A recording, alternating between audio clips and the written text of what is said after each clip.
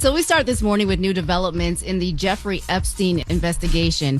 So lawmakers, they questioned Ghislaine Maxwell, Epstein's former girlfriend and longtime associate, who is serving 20 years in federal prison for sex trafficking minors. Now, she testified by video from a federal prison camp in Texas as Congress continues to examine how Epstein was able to abuse underage girls for years and whether others were involved. But when it came time for her testimony, for her to answer key questions, Maxwell, she declined to respond. Let's listen to some of that. Have you ever coerced, directed, or otherwise instructed any young woman or girl to provide sexual favors to Mr. Epstein or any other individual? I invoke my Fifth Amendment right to silence. I would like to answer your question, but on the advice of counsel, I respectfully decline to answer this question and any related questions.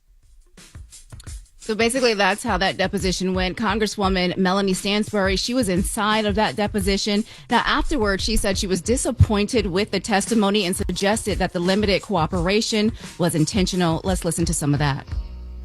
It is very clear that she used this opportunity to not only campaign for clemency as she has been doing, but also to send a direct message that she is hoping that people who were sitting in the deposition will transmit to the President of the United States, which is that her silence can be bought through clemency. Let us be clear that Donald Trump is not only named thousands of times in the latest release from the Department of Justice, he is named over 38,000 times in the files that were released 2 weeks ago alone. There are now at least 9 or 10 other countries across the world that have opened investigations or forced their leaders to step down because of their mere association with Jeffrey Epstein. And the United States government is engaged in an active cover-up of the largest sex trafficking scandal and influence peddling scandal in the history of the United States. Yeah, that's why I don't understand the whole, are there others involved thing. It's clear there were others involved, but I guess they are talking about in regards to who was running the ring. I mean, so good question, because Congressmen, two of them, Ro Khanna and Thomas Massie, they were also there. They also reviewed those files, and they said that they're seeing new names, people they believe may have been involved. Let's listen to that. I'm very concerned. First of all, most of the unredacted files were redacted. 70-80% of the documents the DOJ got were redacted from the FBI. The FBI didn't unredact it as the law was required. The grand jury wasn't unredacted. So a lot of it was smoke and mirrors. Second, Massie and I saw that there's 6 men who were co-conspirators who were protected and whose names were blotted out. Those names need to be made public. DOJ needs to say who they are, and we're pushing to have them made public. But there's no excuse for releasing survivors' names, but protecting these 6 men. These men, U.S. citizens, what fields do they work in? Is it finance? Is it political? At least one is a U.S. citizen, at least one is a foreigner, and the other 3 or 4 have names. I'm not sure if they're foreign or U.S. And which field do they work in? One is pretty high up in the foreign government, and some are. They're one of the others is a pretty prominent individual. That's crazy. Like who polices the police? Like, it's amazing how the law can only be enforced if people choose to follow it. Because if the people who enforce it don't follow it, nobody is there to check them. They can just redact the files because they choose to, and nobody can say, "Hey, y'all shouldn't do that." Like, who holds them responsible for redacting files? What is redact? What does it mean? Redacting files that. Redacting, so that black cover up that we saw, basically the whole page was covered. Rose said the files that should be unredacted is still redacted. Right. Yeah. Right. So basically they were hiding those 6 names. They were redacted. They shouldn't have been redacted. And so they were saying that everything was basically redacted. 70 to 80% of all those files were redacted. They shouldn't have been. According to the law that Congress passed, they're supposed to be able to review these documents without a redaction. And that's not what happened. The grand jury testimony was redacted. That wasn't supposed to be redacted. So as they're going through this, they're finding that over 80% of those files, Charlotte, were still redacted, which is against the law. Now, and all these conversations are old conversations with Giselle Maxwell, right? These are all conversations that they... They're all old conversations, but she's not saying anything. So her attorney, actually, good question, and because her attorney came out and said that she would be willing to testify that neither Trump nor former President Bill Clinton committed any wrongdoing in exchange for clemency. Of course, because she got 20 years, so I wouldn't talk either. I'm going to keep my mouth shut unless you're going to give me something. You going to give me something? You're going to take some time off my 20-year sentence? You going to pardon me? Then I wonder why she even still alive. Like why haven't they murked her yet? Would it be too obvious? Jesus. But they got a camera on her 24/7. And they had a camera. They allegedly had a camera on Jeffrey Epstein too, but that camera just mysteriously went off. Oh damn. Yeah, so we will see what happens. It seems like it's heating up a little bit now. We're getting a little bit more information as they're reviewing these files. And That's so we'll crazy, though. happens. Think about what she said. She was like, the lawyer said she will say Trump and Bill Clinton had nothing to do with it if you just let her go. Jesus. But I'm just trying to figure out who keeps the checks and balances. Like, that's what I want to know. Like, who do Roques and them go to at this point? That's the thing. Themselves. They're policing themselves right now. So, all right. Well, coming up at 7, that quick, affordable lunch spot and maybe shifting focus in your favorite order may soon cost you more. We'll tell you what popular chain may be going up on its prices. All right. Everybody else, get it off your chest. 800-585-1051. If you need to vent, phone lines are wide open again. 800-585-1051. It's the Breakfast Club. Good morning. It's a new day. This is your time to get it off your chest. Wake up. Whether you're mad or blessed. It's time to get up and get something. Call up now. 800-585-1051. We want to hear from you on the Breakfast Club. Hello, who's this? Yo, long time no speak. It's Mello. What's the word, MV? Mello. You been Mello?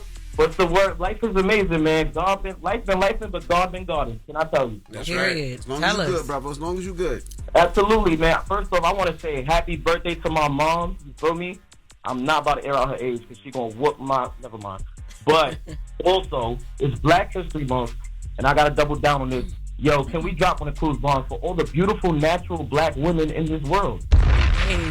Like, I seen Uncle Starla post a flip the other day, and he had the Chicken Head song playing. Like, Loren LoRosa did not have on that, if you don't want me, then don't talk to me. Yeah, because like, she wasn't looking good.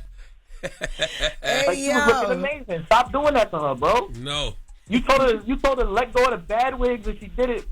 She got the, you feel me? Put your picture on the mirror, and she looking good, bro. 90s fine. First of all, I liked the haircut. I was the person in the room saying how I loved the haircut. I said I didn't like it, and she took it out immediately. I loved it. I loved that look. That's crazy. No, that's hard to believe. As soon as she walked in, this nigga was like, Chicken Little. I said, that don't mean nothing. That just means she looked like Chicken Little, but it still looked good.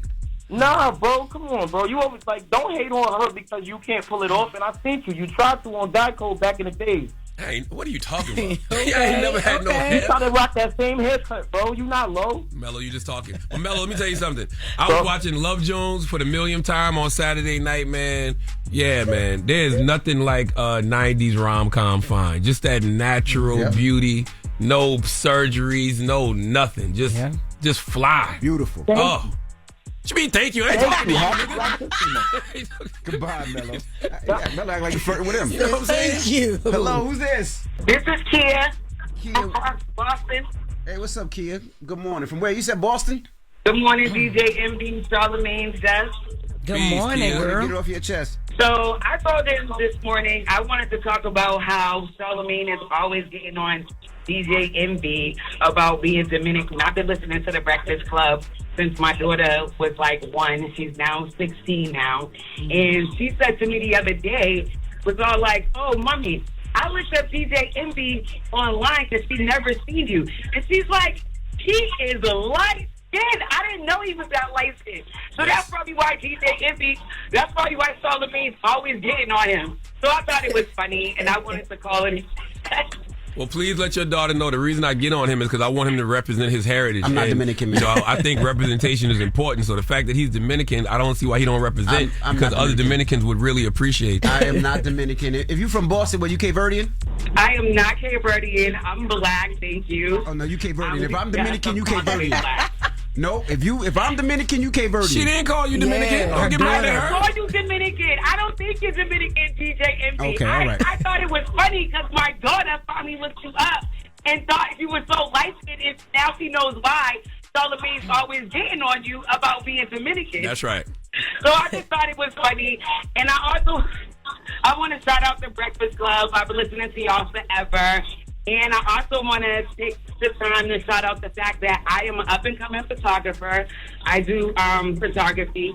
And listen, New Jersey, New York is a hop, skip, and jump away. So Jack, Charlamagne, DJ Envy, if y'all ever need photos, I do events, in-studio photos, all of that. I'll pull up just a hop, skip, and jump away. Well, what's your Instagram? All I need is a shout out. Give out your website or Instagram or something. Yeah, my Instagram is I Shine Images. That's ISHYNE_images. Okay. Yeah, Loren LoRosa is always in need of a photo shoot. Damn. She is. Well, She is. I would definitely love to do Glory too. Yes, ma'am. All Thank right. you Well, very have much. a good one, Mama. Yeah, shout out to Breakfast Club. Love Thank you. y'all. Love you more. And shout out to all the Dominicans, all the Puerto Ricans, and all the Cape Verdeans. That shout man. out your people. Yo, shut up. Every time I say Breakfast Club been on forever, my back hurt. So I swear to Cambodian. God, every time. Like it's like clockwork. Every time that somebody say, I've been listening to y'all forever, my little back hurt. Get it off your chest. 800-585-1051. It's the Breakfast Club. Good morning. This is your time to get it off your chest. Keep calling. 800-585-1051. We want to hear from you on the Breakfast Club. Hello, who's this? Hey, this is Zakia. Zakia, good morning. Get it off your chest. Hey, okay, first I want to say, Jess and Loren, the young people, we love y'all. Like, I'm 23. I've been watching Jess probably since I was like 12. I love you, girl. Loren, I live for you. And I just want to shout out to my mom. Like, honestly, she's my superhero. She was adopted at 9, didn't know her parents, but she raised 4 children, 3 graduated college. I'm her last child. I'm in college. And I just want to shout her out. She's in Atlanta area. She has 3 hair salons and another one in metropolitan area. And I just want to shout her out to her. I love her. What's her Keep name? going. Maya Lake. What's the She has the hair salon name, Mama? Sunny J. It's in Greenbrier by the discount mall. It's in that area. Oh, Greenbrier. Where it's literally in that what it's called? That little complex. And first of all, Loren and Jess, say hello to the young lady. I said yeah, but I didn't want to cut her off. Thank you, girl. I love you. Oh, my bad, God. I'm so nervous. I said thank you, and she was talking what we supposed to do. Stop. I say thank you. It's I said in thank college you. for me. I'm excited. I'm nervous. That's okay. A lot going on. No.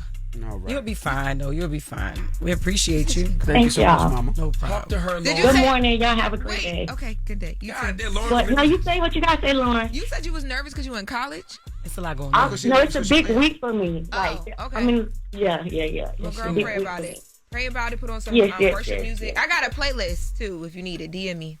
And one thing I would say, Charlamagne, I love you, but can you give my girl Lauren at least one day out of the week just to tell her you love her? Just one day. You got to pick the day. I mean, Give him all an 5 days. assignment. Pick the day. Give him the It's assignment. crazy. It's crazy that y'all think you think I don't tell her that all the time?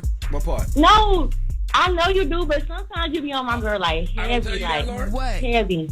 I don't tell you that I Like love you. I've been watching from the first day. No. First of all, You tell me You that told- you you care about told me and you Jess. want me to go far. When they was arguing, you told Jess, don't let up on her. You Keep said her foot on her neck. You could have told her, Yes. okay, you could calm down a little bit. You Ease said her she got a in. bald spot. You said she looked like Chicken Little. Yeah. You said that Oh, I her was relationship there. her prosper. Yeah. You said that her outfit and- looked stupid. and that's all He true reminds love. me I'm daddyless every day. That is not true. I had to tell her yesterday, I am not your father. Okay? Oh, But my she hit God. me yesterday with some crazy stuff. I said Like the this trauma must be. is so I said crazy this must behind be the what it's scenes. like having a dad. I'm like, Yes. I am not your That's all, father. yo, he said, I ain't even that. Don't try to make me that. I'm like, damn, yo. She trying to bond. Hey, She don't Dad. know Good what a dad's morning. love My feels dad be like. listening. Hey, good morning. I didn't understand that. Like, this is what it feels like to have a father. First of all, you don't know what that feels like. Number one. First of all, I have a Number two- stepdad. My brother's dad, yes. Oh, I didn't know that. All this time you ain't said nothing. I've been, don't I've even shout been, him out. I've been said That man that. raised you. You ain't even shout him out. I've been said that my brother's dad. I was straight. Say his 'cause he was name. around. Say his name. Hey, Kirky. Good morning. Oh, That's so cute. Salute to Kirky. Kirky. You're a class. Salute to Kirky. That's his name. She said Kirky. That is his name. Salute to Kirky. All right. You got the latest with Lauren coming up? Yes, we're gonna get into the pillow fight that went down because 50 Cent is now in the chat, Tony Ayo, Uncle Murder, then got into it with Ja Rule on the plane. And I had to call Uncle Murder this morning and wake him up. God. All right, we'll get into that next. It's the Breakfast Club. Good morning. Your talk, LL Cool, babe. Yeah. I'm not dumbing myself down. I'm being myself. That source is trusted. I'm the homegirl that knows a little bit about everything and everything. The little brown girls look at you and go, I want to be like you. Take me through that, take me through that. Where's she going? The latest with Loren Take me LoRosa through that, take me through that. on the Breakfast Club. LL Cool, babe. Talk to me. Well, good morning, guys. Good morning, Lo. So I called Uncle Murder this morning because he was up? Of course. He was not up, but he woke You up woke to his talk. ass up, huh? Did you tell people what happened first? Yes, I'm about to explain why. But so I called him this morning because there was a video yesterday that 50 Cent posted of Ja Rule on a flight from California back to New York, and Tony Ayo and Uncle Murder are sitting behind Ja Rule, and they get into it a bit. Let's take a listen to them going back and forth on the plane. Suck ass Ja Rule on the plane. Suck ass. Suck. So it's a very short clip that they posted. That's Uncle Murder that you hear and Ja Rule in the clip as well. So I asked, Uncle Murder, like, what happened? Like, why? First of all, y'all didn't see each other before y'all got on the plane, before when y'all were boarding. He said no, they didn't see each other when they were boarding. They got on the plane, and then Ja Rule got on the plane, and he was like, I think he's alleging that he thought Ja Rule was scared because Ja Rule was by himself, but they were not by themselves. So he says Ja Rule started going off to the point where they removed Ja Rule from the plane. Let's take a listen to the video because Uncle Murder posted a video of like the seat when Ja Rule got up. Let's take a listen. Federal regulations prohibit the use of cellular networks during flight, the use of Wi-Fi to make video or voice calls. This is his seat. Okay, when they start deporting black people, I don't want to hear What you nothing. mean? I don't want to hear nothing. Even the rich ones don't know how to act. Keep them on the plane. Yayo, you going to Haiti? Uncle Murder, you going to Panama? Just stay on the plane. I don't care. That was so clowned out. I'm like y'all. I'm so sorry. And then so they were just with each other, Uncle Murder and Yayo. No, it was Uncle Murder, Yayo. They had other people with them. Ja Rule was by himself. I go ahead. Why wouldn't you get off the plane? Like, I'm getting off the plane. Y'all not about to be kicking the back of my seat, playing and toy me. Then y'all sitting behind me. Yeah, I'm not letting nobody sit behind me. I'm a grown ass man, and y'all grown ass men too. What we playing for? Yeah, if I was y'all, I would have got off the plane too. I'm not staying on the plane. Them two crazy ass guys behind me. At all. I'm not staying behind me too. Because I don't even. First of all, I'm not fighting on no plane. That's a federal offense. Yes. Let's be clear on that. Like, I'm not getting put on no fly list because Uncle Murder and Yayo behind me throwing ice and doing who knows what. Y'all want to jump out the whole flight throwing ice. Pretzels. They were talking about a food fight they had up here, so I can't imagine what they're gonna do in that plane. And I had asked Uncle Murder because in that video, you hear Tony Ayo joking like, "Oh, you told him SMD." 50 Cent said in his caption when he posted this, he was by himself talking about Ja Rule. He had to make a scene so they could remove his scary ass. Laugh out loud. Yayo said S my D. Then the gay stewardess said it's going down. Laugh out loud. And I'm like. Y'all are crazy. I'm like, you wasn't worried about getting put on a no-fly list? Somebody threw a pillow, right? Because you said a pillow fight? There was a pillow fight that occurred briefly. So TMZ had reached out to Ja Rule. We found out some more about this because TMZ, Jamie, who's their news director over there, reached out to pillow fight. Ja Rule. And pillow fight is when you hit somebody with a pillow and somebody hits you back. That's not they wasn't having no pillow fight on the plane. It was the start of one. So Ja Rule posted TMZ's message to him. He said, via TMZ, "Hi Ja, Jamie here from TMZ, reaching out for a comment regarding the Delta flight you were on Sunday morning. Witnesses tell us that you got into an argument with Tony Ayo on the flight, that you were the aggressor talking about Ja Rule, and you yelled profanities, saying that he wanted to fight, then throwing a pillow at Tony Ayo. The crew stepped in and pulled both guys off the plane for a bit. Yayo yelled back that that anything on the plane is a federal offense, and he did nothing wrong. Ja Rule said he popped up on the punks by himself on the plane. He called them the P word, and he says he threw a pillow at Yayo's head because he's soft. It knocked his hat off. It was hilarious. And he called the whole team the P word. All in first class, by the way. You can't risk getting put on the no-fly list, catching a federal offense for some foolishness. I'm getting off the plane, too. Mm-hmm. Right. Okay? I don't care. I would, too. And I'm talking about Yayo would jump off the plane for 50, so it don't even matter. Yeah. And let the record show, 50 and Ja were on a plane together before, and 50 didn't even act like that. No. Yeah, okay? It was like they were kids. You can't risk getting put on the no-fly list, catching a federal offense. for some foolishness. Yeah, but you know No. Uncle Murder and Tony Yayo. Would you let them sit behind you and throw pretzels, No, I potato would've got off chips? the plane, too. I used to hold Like, In the no, words, we're you not talking doing about SMD, that's going to go beyond Yeah, pretzels. and these are grown ass men, and then what they expected for Ja to sit on the plane and just let them torment him the whole time, like no, must have taken And that. they would too. Someone from Uncle Ja. Murder and they Until would, you- and then until they fight in the first class. until shots are thrown, blows are thrown, and then what? Now they all locked up. Now, Crazy. no more bison in the Sardinia. What is it? What do you say you be eating? In the Swiss Alps. Yeah. No, Someone none of that. from Ja Rule's team just got back to me, and they said for now only one side pulled out a phone. On the record, they wanted to mention only one side pulled out a phone to record and conveniently edit their video.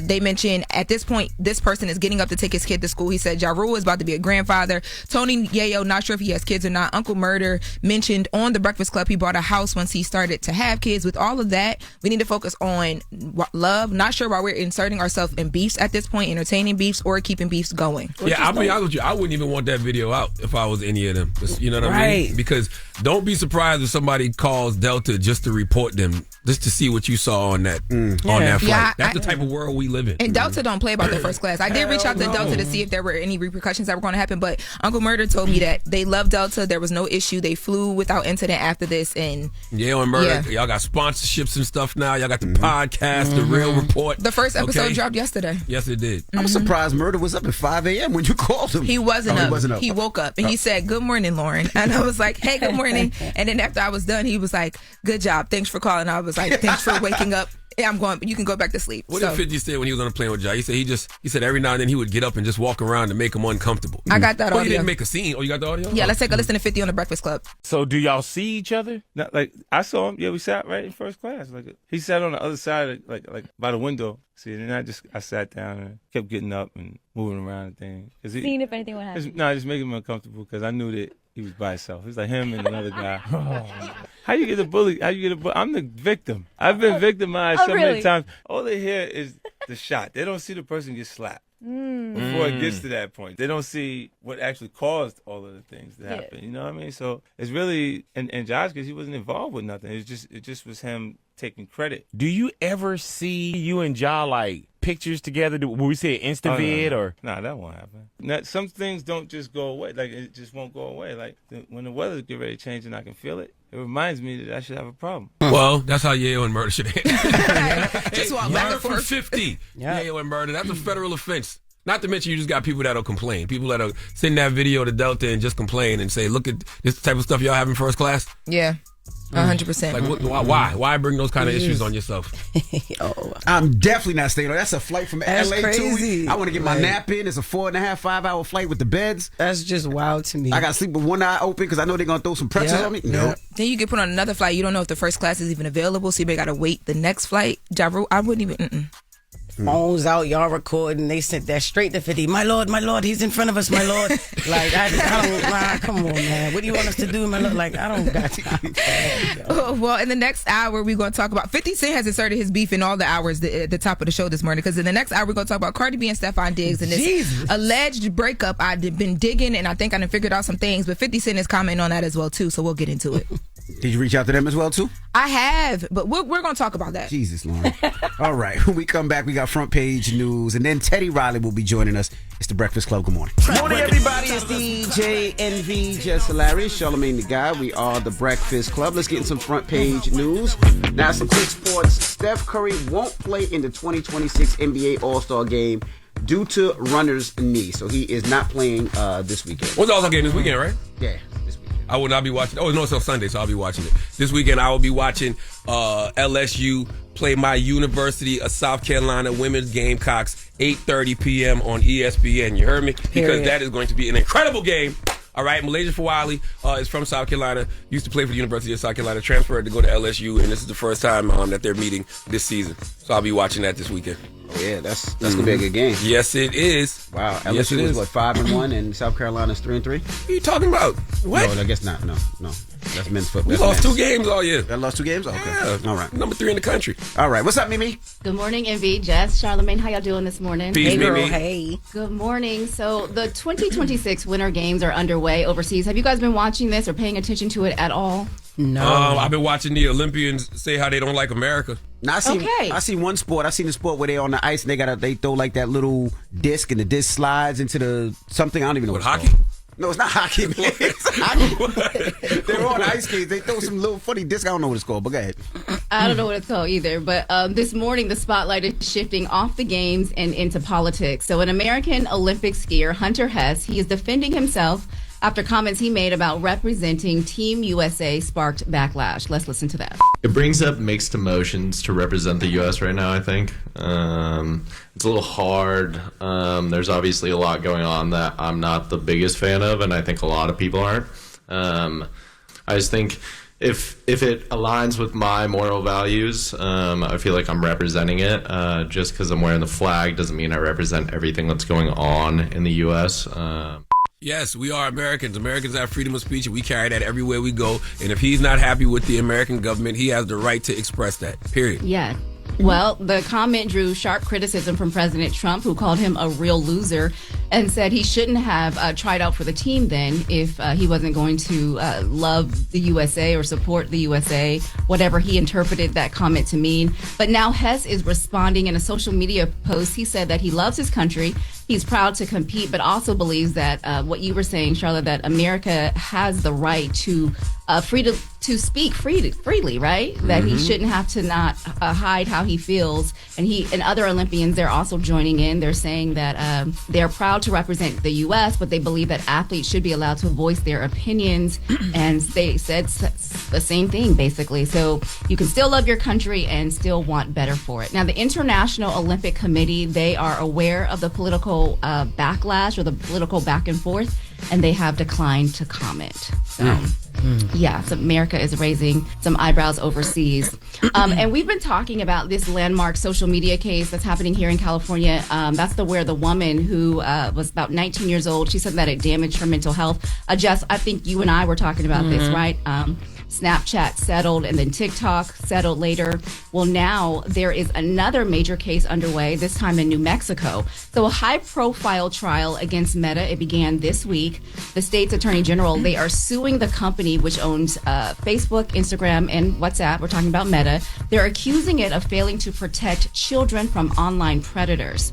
So prosecutors argue that Meta knowingly allowed young users to be exposed to sexual exploitation and inappropriate contact while continuing to design its platform in ways that attract and keep teens engaged.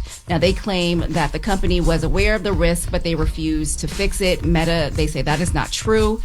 They say they have built-in protection for teen accounts. They limit who they can message. They block adults from directly being able to contact them. Since when? This is their teen account. So okay. Yeah. So if you have a teen account, they say that gives parents more oversight, so you can monitor what your teens do. Now, this trial is expected to last several weeks, and it's being closely watched nationwide because there are a lot of states planning to follow suit, depending on the outcome of this. So we have this case at the heart. It's going to decide whether social media did enough to protect children from predators. And the one here in California is deciding whether it did enough to protect people from their mental health, from anxiety, from depression, and things like that. So even if it is a teen account, when you're signing up for an account like that, you can just lie and put your birth date in. Like, it's not like it has a feature where you have to, a requirement where you have to upload your ID or something like that. Like, you can just lie. Because that's what I used to do on the porn sites when I was like underage. Yeah. And they would say, oh, am I older than 18? Am I young? I'm older, but I was like... They still ask you that on Pornhub, depending on what state you're in. I know, because I still see it. Well, Instagram says that they have some software in place. I think it's some sort of AI that they're using now to detect based upon like what you're scrolling, what you're looking at to determine your age for those teen accounts. So, so we'll see. And this story is turning a lot of heads this morning. Chipotle may soon be leaning into a different kind of customer, and your burrito bowl could cost you a little bit more because of it. So during a recent earnings call, the company's interim CEO said Chipotle's core customer tends to be younger, digitally savvy, and have a higher income. Executives say about 60% of their customers have higher household incomes. Let's listen. We learned that 60% of our core users are over $100,000 a year in income, in average household income. That gives us confidence that we can lean into that group in a more meaningful way, whether it's the solo occasion and or group occasions, to really drive meaningful transaction performance in the year. Well, that comment is now sparking backlash with him now coming back and saying that that's not exactly what he meant. He's kind of clarifying those remarks. So let's listen to that, too. There's a bit of misinformation that's been communicated over the last few days. What I said distinctly on the earnings call is that 60% of our consumers' average household income is over $100,000 a year, and they're still spending in this tough economy. So we're going to lean into those consumers with brand innovation, menu innovation, and really give them more compelling reasons to come in. But we cater to everyone in all lifestyles. We have an offering for everyone, no matter where you come from or your lifestyle or your household income. That is very interesting, and that is such a. First of all, my daughter loves Chipotle. Yo, right? my daughters love it too. That's what I'm saying. So she eats a lot of Chipotle. I never thought about who the target demographic for Chipotle is, because $100,000 is a lot of money. Like only 18% of all American adults earn over $100,000 annually. So I know them kids ain't making that type of money. No, but their parents are. But I would see like. The way we look at Chipotle, I think a lot of people look at Chipotle as it's better than fast food. They don't look at it as the same as a McDonald's or Wendy's or a Taco Bell. It looks like a little better. So I think that's what he was trying to say. But I just don't know why Chipotle No, don't that's have not shrimp. what he was trying to say. He was trying to say, sit your poor ass at home. Okay, all right. If you ain't making $100,000 or more, we don't want you here. Okay, that's what he was essentially saying. But why Chipotle ain't got shrimp though? That's more money. That's a lot. Shrimp are high as hell. They got steak, they got chicken, they got beef. Throw some shrimp in there. But why would you say that? I don't understand. Like, why, as the head of a company, you would say you're focusing on more high-income customers? Why would you say anything? But that was an inside call, though. That was supposed to be an inside call. Right, that's what I was going to say. Did he know that earners This was an inside call. Okay, I didn't know that. Now, this was an inside call. This wasn't supposed to go everywhere. This was supposed to be, let's, plan for next year. Right. And dying. Somebody leaked it. We taking the pole out Chipotle. Taking the pole out Chipotle. Damn, it's going to be CHITLE. Chitle. All right? Come need that Chitle. That's crazy. What if they have a Chitle menu when you walk? What if you walk in Chipotle from now on and they got the Chitle menu and the pole menu? Just pole. Damn, just beans and rice. Just beans and rice. No meat. That's so no sad. meat. Damn.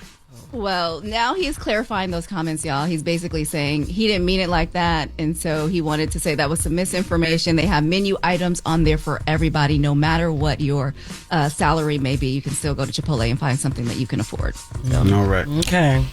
Do it. You said, okay, I don't know. Right, because it's too late. We already heard you. All right, y'all. Well, those prices are expected still to go up by 1% to 2%, they said. So just look out for that. But that is your front page news. I'm Mimi Brown. Follow me at Mimi Brown TV for more stories. Follow the Black Information Network or visit BINnews.com. Thank you, Mimi. Thank you, girl. All right. Now, when we come back, Teddy Riley will be joining us, and we're going to be kicking it with Teddy Riley. He has a new book called Remember the Times. And we're going to talk to him next. It's The Breakfast Club. Good morning. Morning, everybody. It's DJ NV, Jess Hilarious, Charlamagne the Guy. We are The Breakfast Club. We got a special guest in the building. Yes, indeed. An icon, a Come on legend. now. Come on now. Ladies and gentlemen, Teddy Riley. Welcome back. Thank you, man. Good morning. How you y'all feeling? doing? Man, you look good, King. Yes, you Thank do. you. Thank you, man. You know, Teddy Riley has a new book coming out called Remember the Times, right? Man, you got a lot of, first of all, you have an amazing story. But I was thinking when I saw the title, you got a lot of titles you probably could choose from, right? Like songs that you could choose titles. Why Remember the Times? Remember the Time is truly the biggest R&B record I've ever made. Really? Yeah. But it's really not about the song. It's really about people remembering where I came from. And it's, you can say so many things behind that. Remembering when I first wanted to be in music, when I first wanted to be a star, when I got picked up on the stage by Gladys Knight at 5 years old. So remembering those times just made me say, it's a great title. I didn't want to call it just Teddy Riley. I feel like it's bigger than me. I mean, with this book, it's so hard to interview Teddy Riley because there's so many different lanes, angles, ways you can go. And I know so much about him, I don't even know where to start. So I guess we start with, when did you know music was going to be your passion and it was going to be your love? When I got busted. Talk about it. Busted where? How? Very. When I got busted by the police, I used to be a hustler first. And, I used to go to the club, Harlem World, to actually see all of my idols and people like Dougie Fresh, who I went to school with. And I think it was around maybe a few weeks after that, I felt like the Most High was like, I'm going to take you out of here. And then the crew, my crew, Shaq crew, we all here. It's about 17 of us left. And they kicked me off the streets. It was like, nah, you can't come back on. And I said, okay. But I gave them a fight. And when I did that, you know, I felt like that was the right thing for them to do. And my guys always talk about it. My guys Supreme and Al Capone, you know, it's like, man, I wish they would have kicked us off the block too. So, but yeah, that's what made me want to be in music. And just, that was my only choice, because I went back to church, played for the church, and did everything that I can to make ends meet for my family, my mother, single parent. What was it they heard that made them kick you off the street? Like, no, they always knew I did music. Okay. I used to carry my little Casio around and while hustling. I used to carry my Casio, and they used to rap while I'm playing. And actually, Supreme is the one who's the skinny kid that was battling Biggie. He's the one who brought me to the crew. So yeah, we're well connected, you know, when it comes to music. All of us did music. It's just that we didn't have a way to get into it. So when you moved to Virginia Beach, right? You know, you grew up in Harlem, moved to Virginia Beach. How did that shift? You know, how did that shift shape your worldview and your sound? It didn't shift. It wasn't even a shift. I just went to Virginia. The reason why I went to Virginia, we used to go to Virginia every summer. 4th of July, so, 4th of July, weekend, Memorial Week, Day the weekend. whole summer. Used to go to King's Dominion. You know, so I would go there every summer with like my friends from school, D. Ferg, Alpo, Rich Porter. All of us, we charter a bus and we just go. So one day I went, actually with the mother of my daughter's mother. I went with her and we were at the hotel. Was that the Holiday? It's not the Holiday Inn. It's called the Holiday. Okay. And I told her, I said, man, I would want to move here. And next thing you know, about 2 years later, I did it. What did you see special in Virginia? The water. There was something in the water. Wow.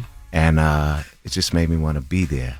You know, Coney Island wasn't it for me. No, Coney Island wasn't it. But it was something in the water of Virginia that made me just want to be there. And that's why I did the first video there, Rum Shaker. And it was history. You know. Was Virginia accepting to you when you first moved in? When you first went there? I didn't really know anybody. So, cause we came there just solo. We just came there and moved there. But we got a lot of people just, you know, police pulling up on us because we all had, you know, Ferraris and cars and all of that stuff. And they would just kind of pull up on us, even at my house. And then when we had the studio, that's when everything started evolving into us being able to do talent shows and do stuff for the community. And basically what I did for the community was kind of kept the kids off the streets. I had basketball tournaments for the biddies. I had celebrity tournaments. Allen Iverson and all those guys used to play for my team. So Virginia became just when I went there was no music. You know that. There was Jimmy Buffett.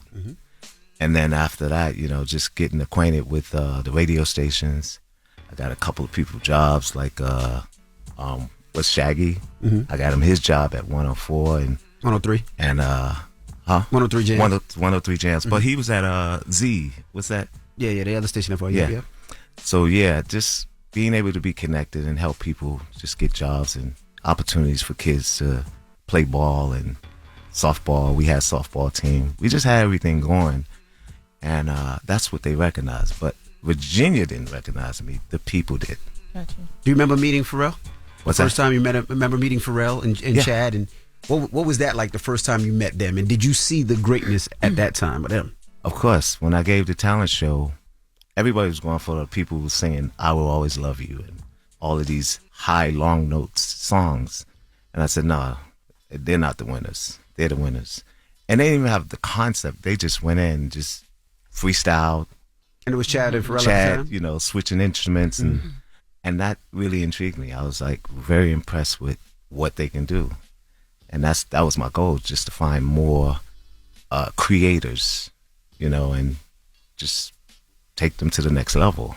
So I did that for a lot of people. Rodney Jerkins came down, you know.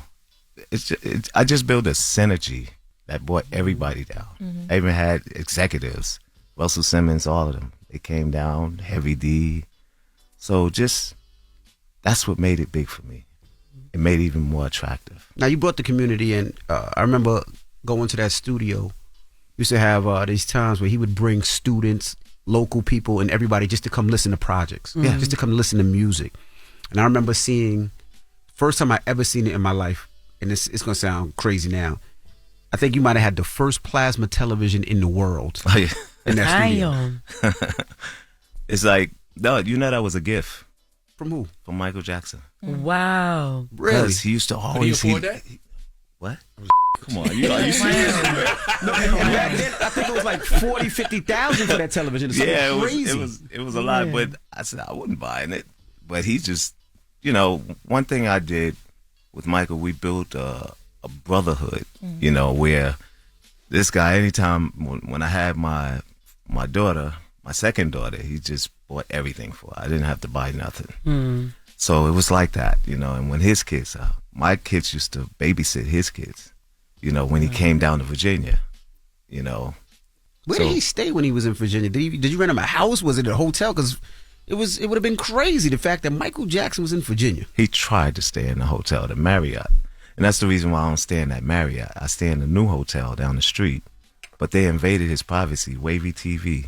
And they went in his room. One employee gave a key to the television station. And they walked into this room and he was like, "No, get out." He was in the room. There. Huh? Where was the security? No security. That's crazy.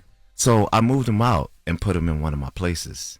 And when I put him in, it was so private because I had bought a place in like a senior citizen community. And it was over, it had a golf course and everything. And I just said, you know what, Michael, would you like to stay in here? He said, I would love to stay anywhere that's private. So I gave him the condo. It was brand new. And he brought the kids and everything. And then he mostly stayed at the studio or on the bus. So I would give him the bus, him and the kids. And, you know, while we made music. How old, when you did the show, you was like, what, 17, 18? 17. Damn.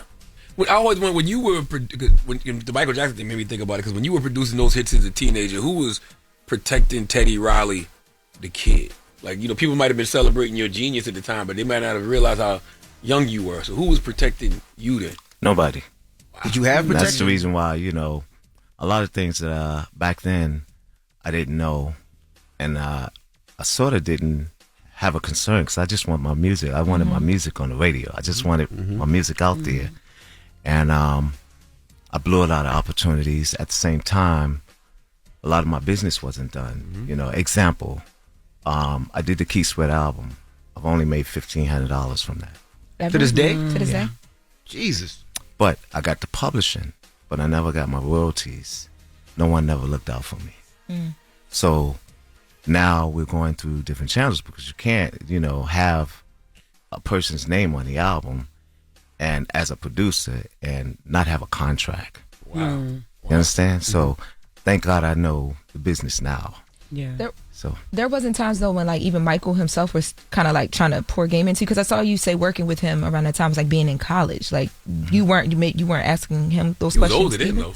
Oh yeah, I mean that's college. I've learned a lot more than I'm supposed, you know, than I know that then. Got you. I Okay, learned a lot more, and he just kind of schooled me on a lot of things, like things that I should be knowing. And then even Pharrell, you know, Pharrell noticed something that, like when we did the Essence Festival, and Pharrell's like, "Yo, your name is on that. You gotta get paid from that." I was like, so those are things that, you know, I feel like my friends, true friends, would, you know, say, "Yo, you got paid on that. You got paid on that." So now today is a whole total different day.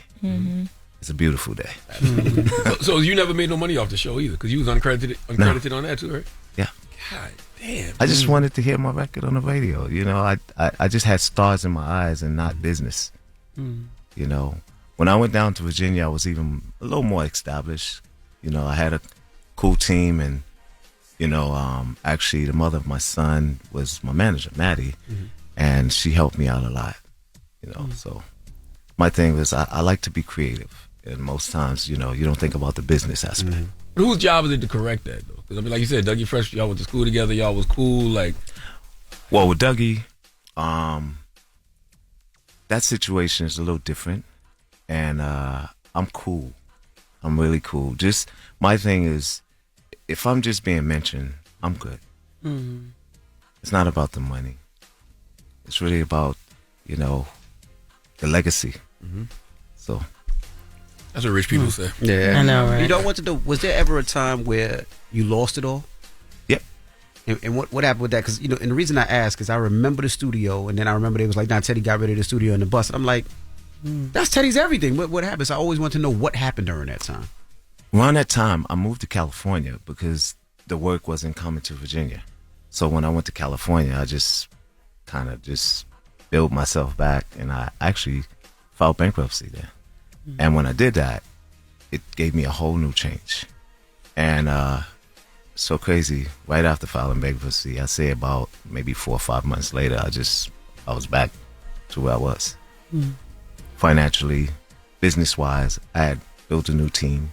And then I wound up coming back to Virginia. But I came back to Virginia to fight for my kids, get the house in order. The studio was actually stolen from me with a gentleman who's actually serving about, I think he had a 33-year sentence. Troy Titus, the Titus family. And that happened because of Chauncey and myself. We just said, you know what, we got to do something about this. So it wound up going on American Greed, and we had to testify. And there was so many other people, Pharrell and them, they were involved as well. He took money from a lot of people and, you know, kind of fortunately got us all. But he's serving the time for it, and, you know, we're good. And it's interesting, you know, when I think about, like, you know, you even talk about not being credited for certain records. Like, your mother told you early on, God's going to bless you. You just take what he gives you, and he's going to bless you much later on. So did that early lesson help you in those type of moments? Yes. And that's the one thing I always, when I make a decision, I always think about God. You know, it's like, wow, what would he do? Then I think about my mom. That's like the, you know, that would be the closer. You know, for me, it's always about, you know, our parents. Just like, you know, if kids do not lean on their parents, they're not going to be straight. They're going to fall short. That's right. So I always lean on my parents, and, you know, my godparents, they're still here. She's still here, and I still call her. You know, she's the one who named me Teddy instead of Theodore, because she didn't like Theodore. She was like, I'm calling him Teddy. And Theodore Riley would have been kind of fire too, though. Yeah? Yeah. Too long. It sounds prestigious. It is. Too long. Theodore Riley. Theodore Riley. Yeah, do give majestic. Yeah. You know, it's crazy. That's the only thing Michael called me. He never called me Teddy. He called you Theodore? He calls me Theodore. Damn. Oh, wow. And that wasn't even your name. What's that? And that's not even your name. Oh, his real name is Theodore. Yeah, my real name is Theodore. Oh, okay. Your godmother just was the first to call you Teddy. I'm calling you Teddy. I got you. I think about all the artists that you got a chance to work with, and you created a sound. You created a project. I mean, did everybody from Bobby Brown to Keith Sweat to, you know, whatever. But I always think about if you would have ran your own label like a Uptown, they would have all been signed to you. It would have been your sound, but you created all these sounds for all these different labels. Well, That's very true. Was Little Man a production company? Little Man was a label. It was a label. Little Man Oh, was a okay, label. gotcha. And then Future was a label with MCA. And when I left MCA, I went to Interscope. So before that, I was with Uptown. You know what I'm saying? So this is how the whole thing pretty much went. Andre Harrell came to the Rooftop. You guys are familiar with club in roller Harlem, skating ring? Well, that was a roller skating ring that we owned. My partner, Robert Wells, Gusto. We built the studio up there. We started a record label. So it's Gusto, myself. At the roller skating ring? Yeah. LaVeba and Greg G. And when we did that, Andre Harrell came up there because he wanted me to work with Heavy D, I'll Be Sure, and his artists.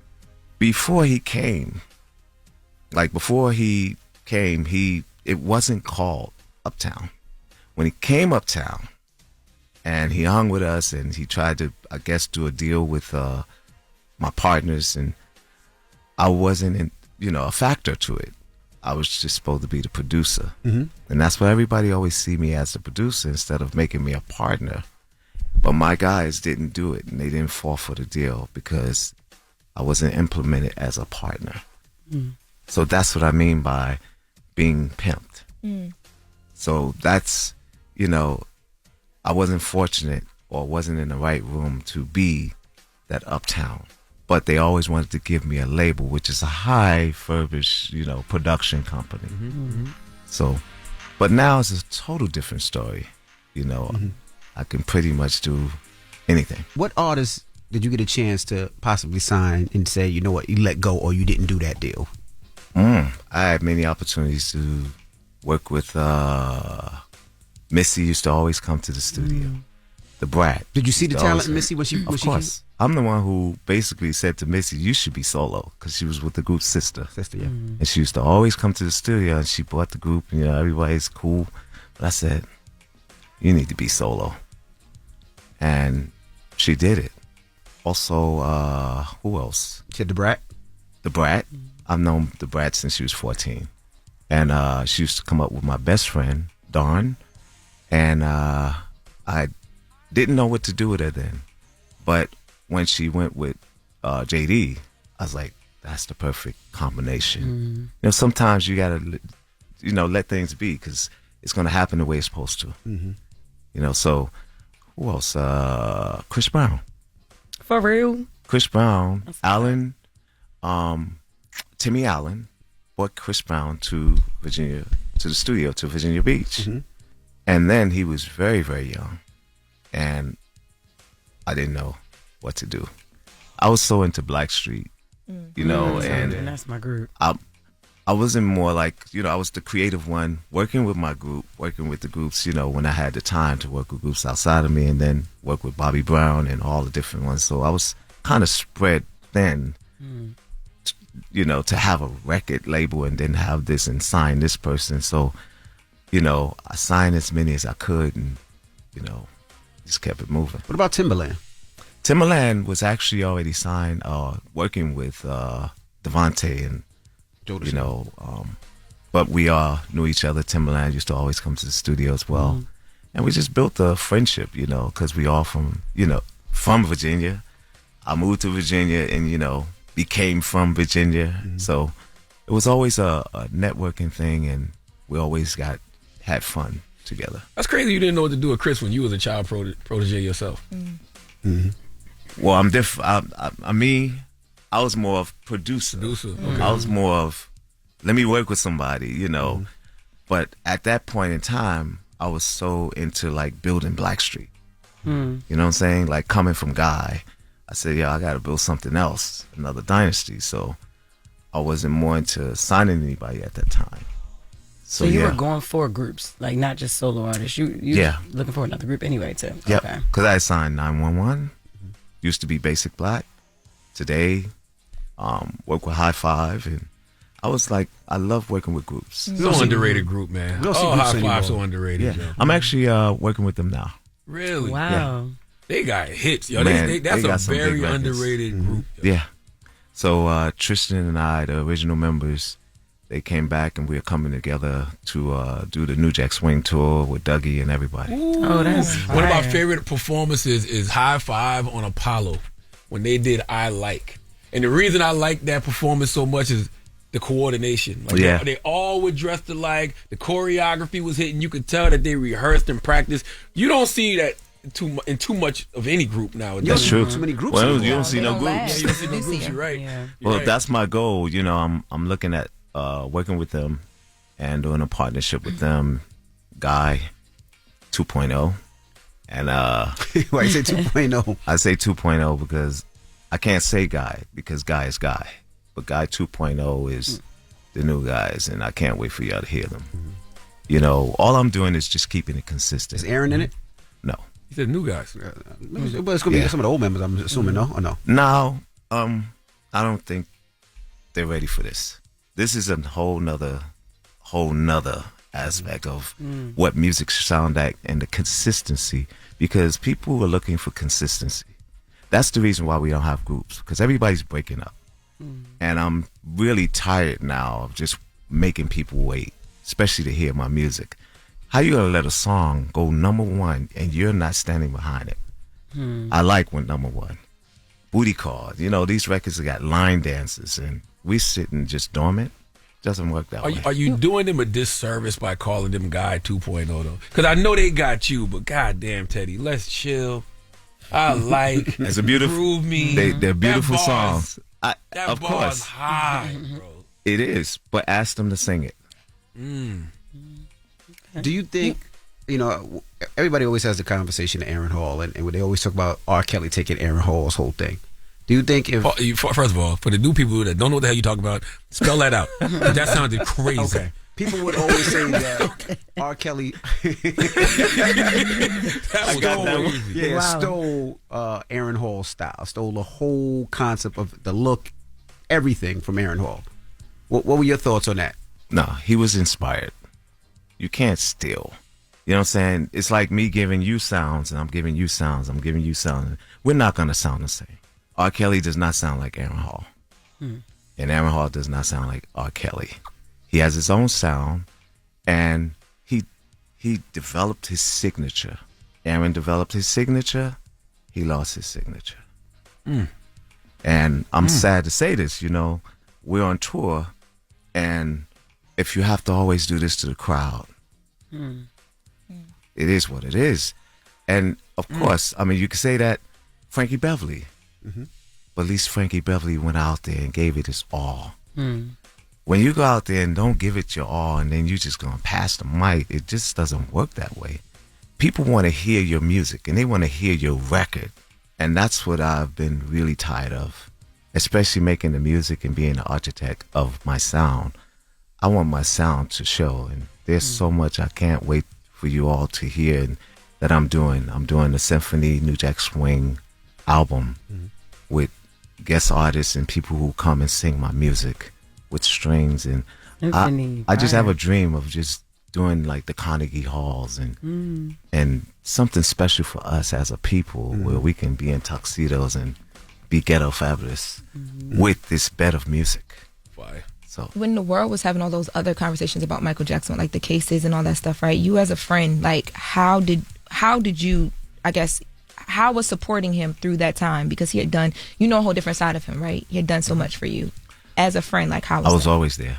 Y'all, I think y'all saw that. I went up against Oprah. I was like, this is not right. The whole thing about all the lies about, what they think he did. And I'm so happy that the actual evidence came up. It was all a plan. That's why I stay private.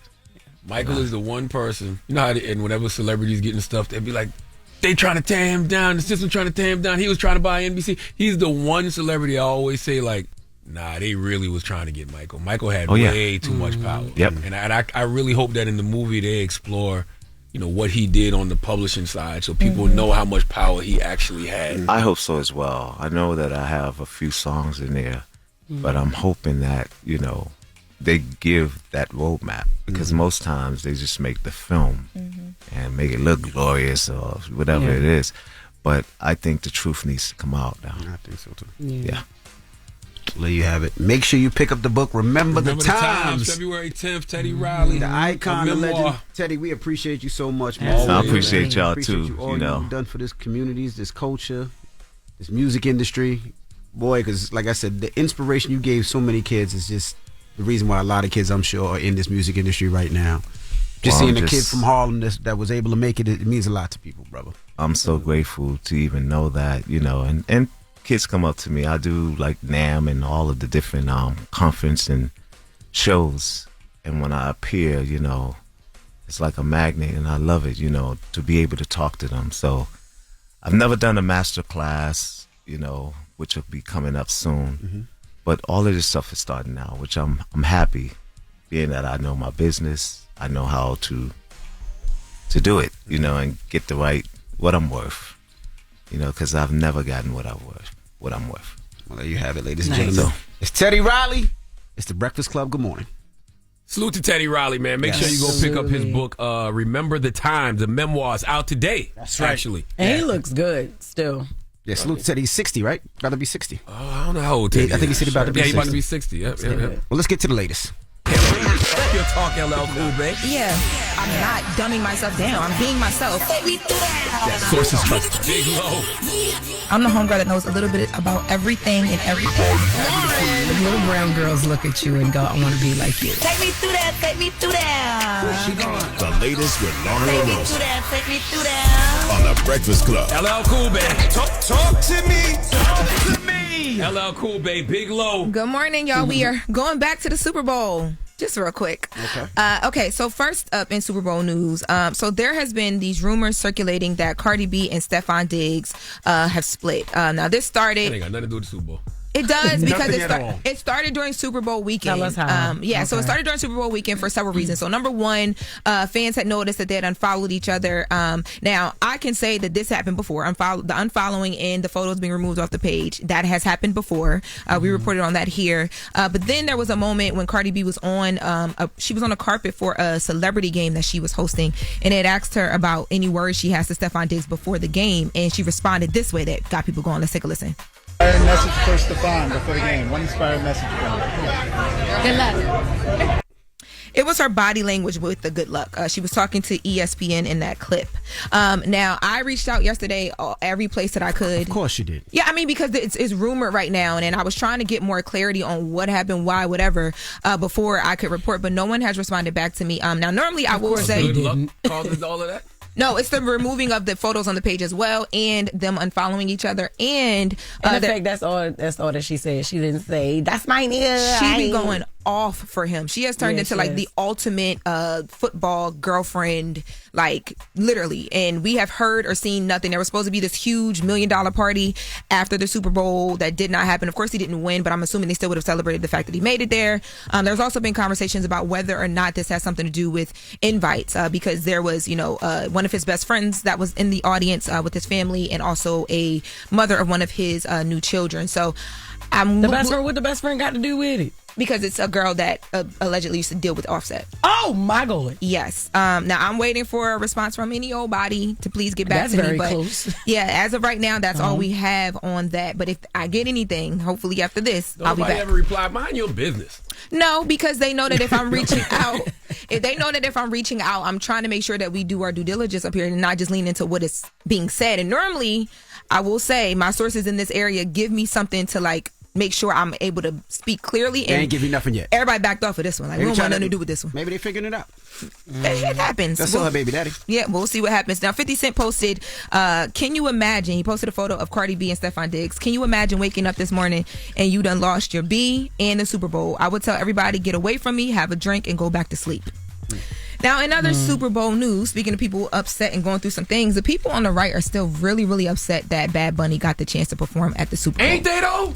No, it's like really, really bad. Damn. So Kid Rock was on Fox News yesterday with Laura Ingraham, and he shared his thoughts on Bad Bunny. Let's take a listen. What'd you think of Bad Bunny? I know you didn't see all of it, but you saw some clips.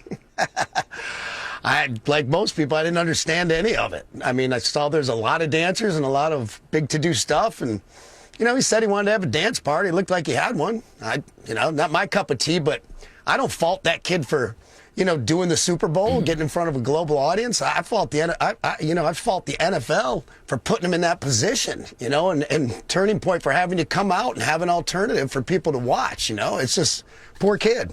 I don't understand y'all speak English, because I don't understand why you so upset at Good Business, because at this point you can't say Bad Bunny was anything but good business. You see the numbers. Well, they're going to stand on the fact that they're saying that it didn't speak English, and the majority of people that watch the Super Bowl are Americans and they speak English. That's what they're leaning on. He's but Puerto Rican. Puerto Rico's a U.S. territory. I agree.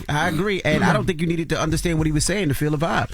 But I do, like we said yesterday, when Jamie Foxx yesterday posted what he was saying, it meant a whole lot more to me. I can understand that, yeah. Now, speaking of the numbers, yesterday we talked when we had some callers call in about that viewership record that Bad Bunny had broke. I got a call yesterday, and I want to clarify that number that is being reported, the 135 million to 142 million viewers, that record that he broke, That is not true. The numbers have not come in yet. Nielsen can't report that fast. So He's going to break all the records. It's predicted that he is going to break the records for sure, but I want to say that number is not the number yet. And when that number hits, I will be letting you guys know right here on the Breakfast Club. Now, one other thing I wanted to point out. Yesterday, there was a White House official, and I thought that this was crazy because the way that they're talking about this is insane, right? So his name is Alex Bruesewitz. Alex Bruesewitz. He's a political consultant and former top advisor for President Trump's 2024 campaign. He tweeted yesterday calling Jay-Z and Roc Nation anti-American and anti-Trump. Well, he called Roc Nation anti-Trump and anti-American. And he's mentioning this because they let people like Bad Bunny and Green Day, who both hate Trump in our country, and law enforcement, perform at the Super Bowl. Green Day ain't never performing on Roc Nation Super Bowl. They did like the little opening show part. They were a part of it. Yeah, they performed at the opening part. Yeah, they did. And Trump was upset about them as well too because they've come out and publicly win against them. Did they perform after Coco or before Coco? It was before Coco. Yeah, it was before Coco. Before Coco sang. Bad Bunny really? I think it started with Kendrick last year. That was too black, and then now Bad Bunny this year it was way too brown. They couldn't take it. Yeah. Oh, this is like Barack being president and then Hillary being the nominee the after his 8 term. Baby, Laura Ingraham got on her show and called him everything but a child of God. Who, Bad Bunny? Yes. Lord. It's really, really bad. I mean, I have the audio. I don't know if we have time to play it, but. And they were so happy to see all them Latina people having fun. Like, yeah. It was love. And I saw an article yesterday. A lot of the small businesses that he featured, their business is going crazy now. There was a taco stand. The line was wrapped around. They had like so much media outside of their businesses. And just Roc Nation do next for the halftime show? I've been thinking about this. What's it going to be next year? The electric slide. Chris Brown. Because we had Kendrick Lamar. Right. And after Kendrick, I was like, okay, they definitely probably going back to Taylor I thought Swift he was going now. back to white. Yeah, I thought they was going to go back to white. But then they went with Bad Bunny, which I didn't even think of. But when you hear it, you're like, oh, that makes a lot of sense. So what could they do next? Well, you know what? What can they do to piss people off more? I don't think they're trying to piss people off. Think about it like this. They're makes sense. They're putting on the biggest artists of the year. At that time, like Kendrick made sense. Kendrick made sense. Bad Bunny won the album of the year. Next, it gotta be one of the Asians. It gotta be that K-pop. There we go. Hello? K-pop. Yeah, it gotta be, and they gotta bring Jackie Chan and Jet Li out. Just on, you know what I'm saying? What K-pop artist is having a big year in America? What's the Demon Hunters? Oh, K-pop Demon Hunters. Yeah. Are they American? I just know my kids like them. I don't know what. You gotta bring the Squid Games people over there. They're not all the same. They're not all the same. They're from different parts of Asia. I don't think they're real, though. They're not real people. K-pop Demon K-pop, Hunters? yes, they are. I think they are. Yeah, no, they perform. I don't have kids. I don't know. I just know the name. Yeah, K-pop. They do K-pop and crazy. I don't want to see no K-pop. I'm be honest. They could. And then now they like that's how they felt about Bad Bunny. I just don't want to see no K-pop. That's how they felt about Bad Bunny. My kids listen to K-pop all the time, and I can't get into K-pop. Well, they got these representatives out here trying to make legislation because of Bad Bunny. I just wonder what Roc Nation is going to do next for the halftime show. That's probably why the White House is targeting them, because they probably pissed the hell off. Mm-hmm. Oh no, they're really upset. Trump. How many more years Jay got? I don't know. I don't know if they re-signed. Didn't they re-sign and do extra? They didn't extra officially. 4 or 5 years. I don't think they officially announced last it. year. If it's my last year, I'm performing. I'm ending on the main. I'm just gonna perform. Oh, Jay just gonna perform. If but it's going to be Jay and others though. Yeah, Jay put on the main. main. You know what? If the White House is calling him anti-Trump and calling him anti-MAGA, what do you say, anti-American, he would be the person that could piss them off by performing. Right. Performing. According to what I'm looking at here, they extended the partnership with Roc Nation for 5 years back in October 2024. So it's at least through 2029. So they got some time to make some people upset. Yeah. All right. Well, that's the latest with Laura. Charlamagne, who are you giving that donkey to? For after the hour, let's continue this conversation. I need Megan Kelly and Jesse Waters to come to the front of the congregation. We'd like to have a word with them, please. All right. And then after that, Mona Scott Young will be joining us. We're going to kick it with Mona Scott, so don't move. It's the Breakfast Club. Good morning. This is a miracle. There is no question that there are problems in this country between police and community. Yes. You are a donkey. The latest on that police killing of a black man. Now to new developments in the deadly spa shooting rampage. And yesterday was a really bad day for him, and this is what he did. And so we are in a state of emergency. Okay, white supremacist violence is and always has been the number one threat to our society. But I'm also very proud that my wife is white. The Breakfast Club, bitches. All right, Charlamagne, please tell me, why was I your donkey of the day? Yes, donkey of the day for Tuesday, February 10th goes to Megan Kelly, Jesse Waters, and everyone who is highly, and I mean highly upset over Bad Bunny's performance at the Super Bowl. We knew there was going to be criticism. There is nothing in life that doesn't receive criticism, okay? I tell y'all about the rule of 10 all the time. My guy Cadillac Jack, drop on the clues bombs for Cadillac Jack. Cadillac and G-Spin, they put the Breakfast Club together, and Cadillac told me this years ago, man. 3 people gonna lie. Three people gonna like it. Mm-hmm. 3 people not gonna like it, and 4 people don't even know what the hell happened. Mm-hmm. Okay, and that applies to everything in life, including Super Bowl halftime performances. Personally, I'm one of the people who liked it. I loved it. Okay, I don't have to know the words to know the vibes. All right, positive energy is contagious, and there was a lot of positive energy coming from that stage. And if you can find a way to be mad at a man for performing in front of hundreds of millions of people and saying the only thing more powerful than hate is love, if you can find a way to be mad at that, then I have to be the first to tell you that you probably missed the message. Okay, yesterday I saw Loren LoRosa tweet the NFL should apologize to the American people for flooding the Super Bowl with foreign flags. Totally disgraceful. There's nothing American about this. President Donald Trump said the Super Bowl halftime show is absolutely terrible, one of the worst ever. It makes no sense, is an affront to the greatness of America, and doesn't represent our standards of success, creativity, or excellence. Nobody understands a word this guy is saying, and the dancing is disgusting, especially for young children that are watching throughout the USA and all over the world. This show is just a slap in the face to our country, which is setting new standards and records every single day, including the best stock market and 401ks in history. There is nothing inspirational about this mess of a halftime show, and watch, it will get great reviews from the fake news media, because they haven't got a clue of what is going on in the real world. And by the way, the NFL should immediately replace this ridiculous new kickoff rule. Make America great again. Latinos for Trump, how do y'all feel? I really would like to know, how do y'all feel? President Trump said a Puerto Rican man, Puerto Rico is a U.S. territory, by the way. A Puerto Rican man, U.S. citizen, performing at the Super Bowl is a slap in the face to our country. Okay?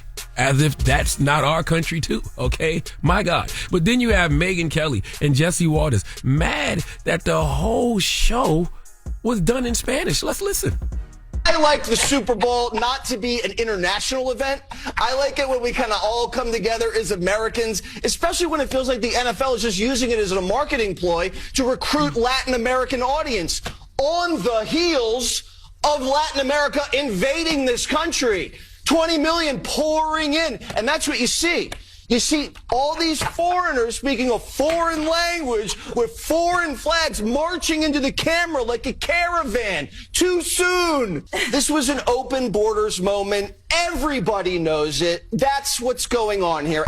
To get up there and perform the whole show in Spanish is a middle finger to the rest of America. This is supposed to be a unifying event for the country, not for the Latinos, not for one small group, but for the country. We don't need a black national anthem. We don't need a Spanish-speaking, non-English performer, and we don't need an ICE or America hater featured as our primetime entertainment. And the halftime show and everything around it needs to stay quintessentially American. Not Spanish, not Muslim, not anything other than good old-fashioned American apple pie. There should be a meatloaf, maybe some fried chicken, and an English-speaking performer. That's what the Super Bowl should be. Jesus. Fried chicken is the black. That's the black side was the fried chicken. Red, you're Puerto Rican. I'm sorry that you got to go through this. Envy, you're Dominican. I'm sorry that you have to go through this. I'm black, sir. Jess, your in-laws are Mexican. I'm sorry that y'all have to go through this. Okay? Megyn Kelly said that we should keep it quintessential American when it comes to the Super Bowl halftime performance. Jesse Waters said he doesn't like when the Super Bowl is an international event. America, I don't know if y'all know or not, but before this year, there have been 13 non-American performers. Okay? So I'm trying to figure out, is the issue that he wasn't performing in English? Because Puerto Rico is part of U.S. territory. Residents of Puerto Rico are U.S. citizens. So is it the language? Because you can't, tell me that you want to keep it an international event and it should be quintessential American when 13 non-American performers have already performed. Okay? Phil Collins, Enrique Iglesias, U2, Shania Twain, Sting, Celine Dion, Paul McCartney, The Rolling Stones, The Who, Coldplay, Shakira, The Weeknd, Rihanna.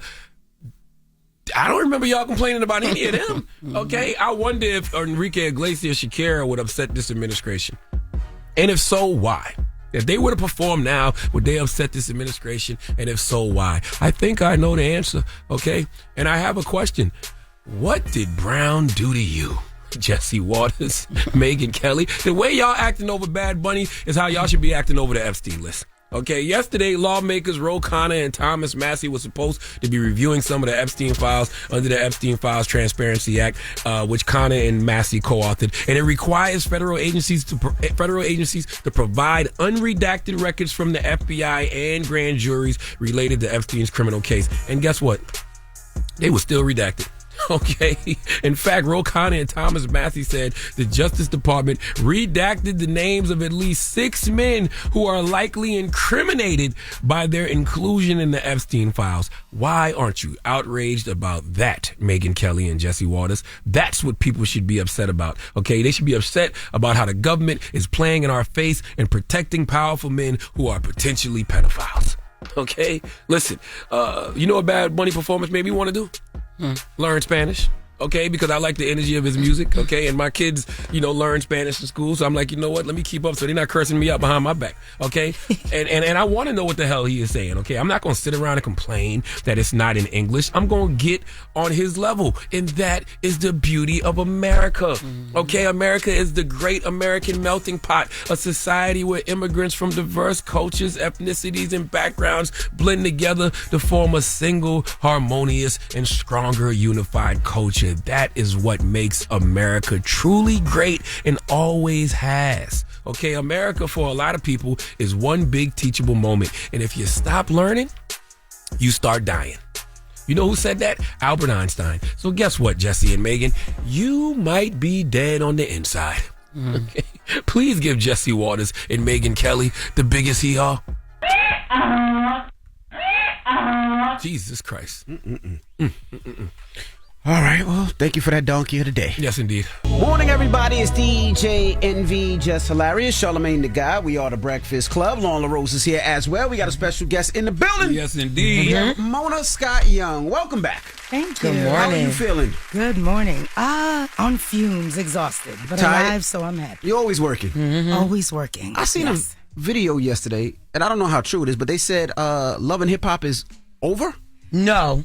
Well, I don't know. Who knows? No, it's not. There's so many changes happening over there. I have no idea. Okay. Yes. That was your baby. That's the reason I was asking. No, absolutely.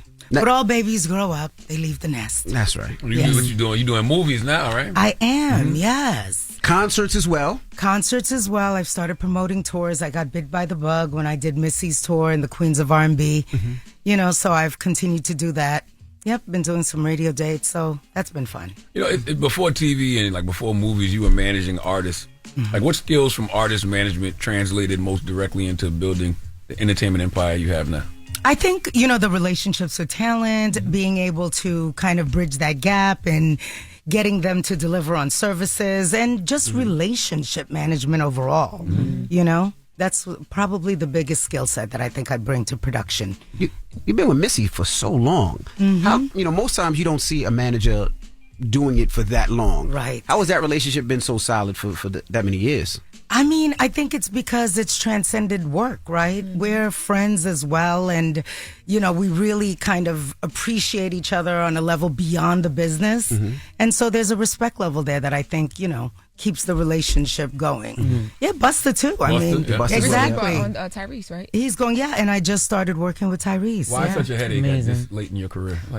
Because I love adventure. He's incredibly talented, and I always say that, part of my primary directive as a manager is when I see talent and I know that I can do something to help bring it to fruition. I want to be there. I want to do that. Nah, Tyrese is dope. And he's very, very creative. Yeah. He's incredibly creative, super talented, and he's a good person. Right? So for me, that's important as well. Yeah, I put a lot in the life's too short bucket, but he's just a good person. Yeah. So, yeah. When it comes to Missy and Busta, what did you recognize in them that the industry didn't before everybody did? Just their sense of uniqueness, right? To have managed the two of them for so many years, they are like the yin and yang, and incredibly unique, incredibly passionate, and have kind of that ability to transcend time, right? Even taking Missy out on tour, people were so surprised that was the first time she had ever headlined a tour because she feels so omnipresent. I was surprised, right? Yeah. Exactly. People were like, wait, what? And I was like, no, trust me, I was there, I'd know. But, and Busta, still doing it, still hands down the best, to ever do it when he gets on that stage. So, For me, I've had the incredible privilege of being part of 2 super unique, super special careers that are still going strong. That's what I'm saying. So when you see greatness like that, right, and see what they became, the longevity and everything, how do you even spot that now? Like, I don't even know if that's something that can be duplicated. Like that, it's so crazy you say that, right? Because my kids, I'm always like, what on earth are you all going to be listening to in 20 years, right?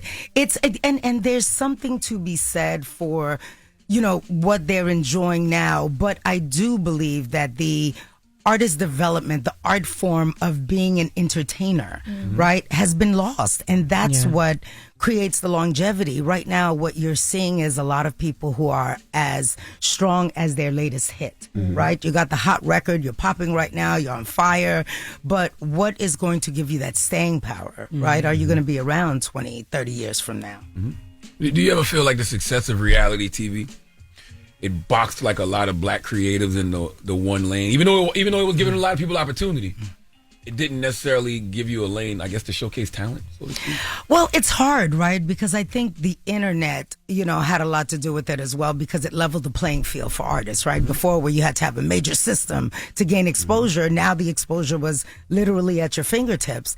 But I think what reality did was it, again, provided that same kind of wide exposure. It's all about how you positioned yourself and how you took advantage of that platform, right? So, like I said, it's a double-edged sword. It had its good side and its bad side. But I think when you didn't understand how to, you know, use it to your benefit, you allowed yourself to be pigeonholed. Because we've seen people who were able to rock out and move into different directions, create and take advantage of opportunities that did not exist prior to them having that platform.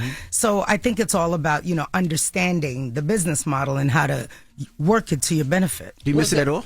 I'm sorry? Do you miss that part of the game? I mean, I still do unscripted, right? But again, it's always about evolution. When you talk about staying power, it's about being able to take an opportunity, utilize it to catapult you to the next level, right? So it doesn't just apply to what I say to the talent on the show. I've had to apply that to myself. They criticize you a lot for Love and Hip Hop and some of the things that how do you take that criticism? I mean, everybody's got an opinion, right? People criticize y'all. You guys know who you are. You know what you're doing.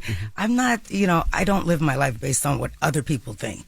So it's, you know. Is there any... You know, it's funny. Mona, this is a long time ago. She gave me a call one time, you know, because of my criticism of the show. And her perspective made a lot of sense to me. Because, you know, I didn't realize, well, I'm not going to say I didn't realize, but yes, some of these people had never been on television before, and they got opportunities that they never would have gotten if they didn't get that, you know, platform. And then you see a lot of them now, like elevating and doing things beyond. You know, listen, and you provided me a catalog growing up. That was every franchise of Love and Hip Hop was except Los Angeles. You know how right. was my content. Like I that's when I started doing Jess with the Mess. That was my first Jess with the Mess. I used to do it on the episodes Love and Hip Hop New York. That was my whole childhood. I still watch the beginning. New York, Atlanta. Yeah, when you ask me how do I deal with the criticism, it's stories like this, right? Everything has its good side and its bad side. You have to be prepared to take it all. I can't enjoy the benefits of and not be prepared to deal with the, you know, perceived backlash. You ever wish you started your own network during that time? Because you had the shows, you had everything, like, because it could have been your own network. Listen, woulda, coulda, shoulda. I try not to live with regret, right? Everything I do it with intentionality, and it's what's for me at that time. Gotcha. I mean, there's a lot on the horizon now that I would have never have contemplated way back then. But, you know, I take everything in stride. Really? Is there any, yeah. Like, you still get surprised by things that come your way? Absolutely. Every single day I get up, you know, what I love about living life every day is I never know what, you know, is around the corner. And so I'm still excited about the things that I'm doing now. I never thought I'd be producing tours as much as I, you know, represented talent and went out on tours with them. But who thought I would be putting it together soup to nuts, right? So that allowed me to exercise another area that I'd never thought of before, directing. I never saw myself as a director. Right. And now moving into, you know, live stage productions and features. Those are all, you know, I'm still excited. What's something the audience thinks they understand about Love and Hip Hop that they completely get wrong?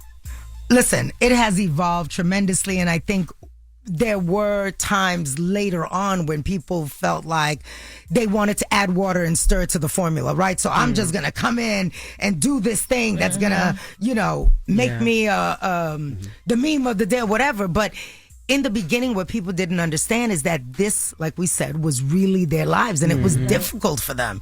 Like, there were so many hours spent after a difficult scene, like, talking somebody through it and really helping them deal with whatever it is that they had just experienced for real on television, knowing that the whole world is going to see this thing that just happened to me. Oh my God. Is it true? I know I've heard Jim Jones talk about this, another Love and Hip Hop myth, that originally it was supposed to be about him and Chrissy's life, and they developed the idea. Like he says, like he created Love and Hip Hop. Absolutely. Well, listen, I talk about it openly all the time, right? When Jim Ackerman, who was the executive at VH1, came to me, Yandy was managing Jim Jones at the time. They had an idea that they had pitched, which was centered around Jim, that they were developing for, I think, 2 years and couldn't kind of figure out the right formula. And I think Jim was going through a lot of things at the time. And when they turned the cameras on, he was not in a space where he wanted to do it.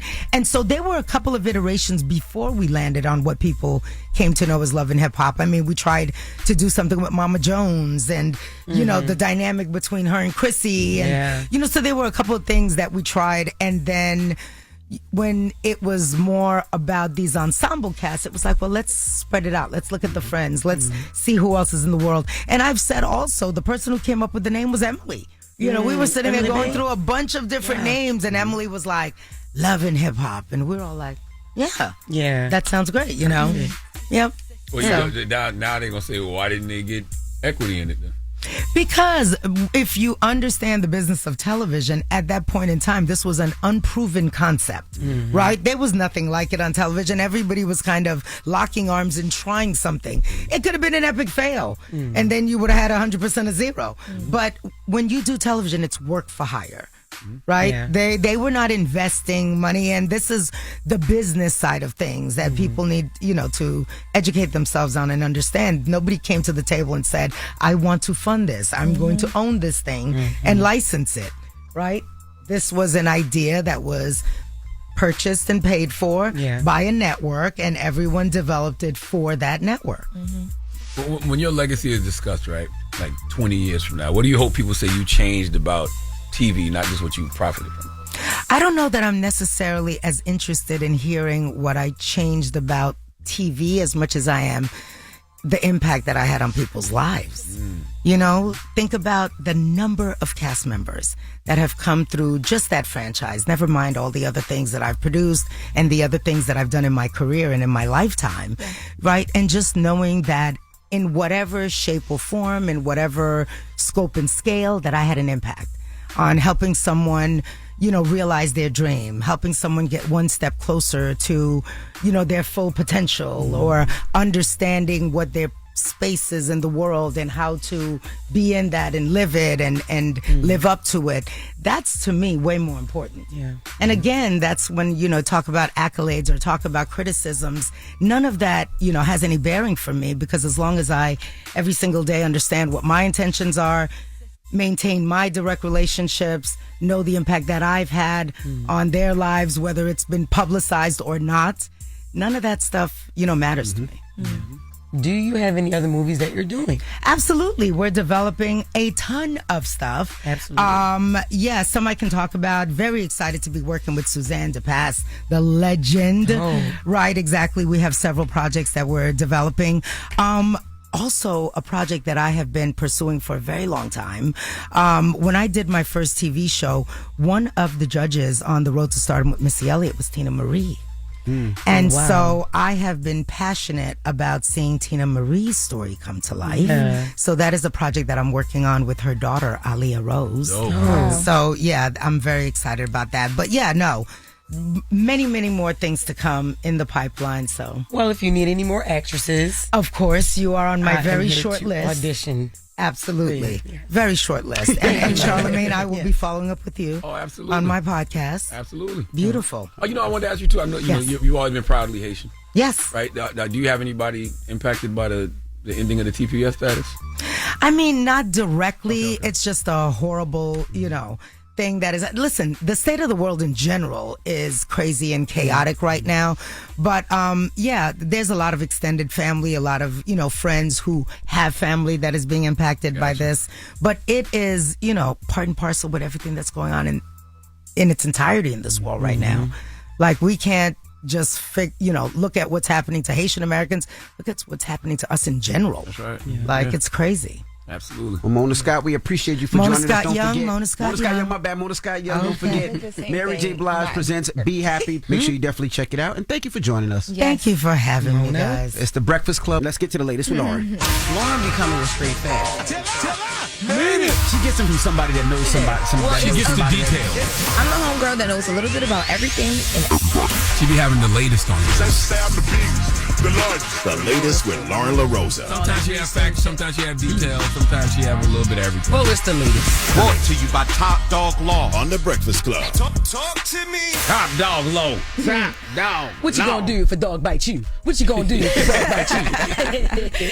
All right, y'all. Don't give no ideas, please. All right, let's get into this latest. So, Glorilla has responded again to all of the family drama that is going down. She was live on Facebook, and she was explaining kind of her side of things because, her sister was accusing her of not taking care of her family, including her mom and her dad, and she actually brought her mom and her dad on the live. Now, let's take a listen to Glorilla speaking to her mom on the live. Mom, you keep doing what you want to do. You keep getting spoiled every month, and you keep working because you want to work, because you don't want to lay on your back and beg nobody for nothing. The girl told where we were, the hours that we were going, so we had to resign. How many hours was you working there anyway? Two, 3. So you going to work for 2-3 hours, but she acting like you just need to go work there. I'm pretty sure that's $200 a week. She didn't know we were working at first. And when I couldn't give her the money, I did, and I said, well, I'm working. She said, you working? So that made her think that I was struggling. It's cool, Ma. You taken care of. You can get whatever you want. You don't got to explain nothing. I let you come on here on my live, so they can hear your side of the story. I'm mad Glorilla even got to do that. Yeah, I'm mad. Because she don't have to do that. She don't at all. And she also got her dad on the live as well, too. Let's take a listen to Glorilla talking to her dad. Let me call my dad. Hold on. Listen, baby, I don't get on now because I done did all y'all my children. Victoria needs her motherfucking ass whooped.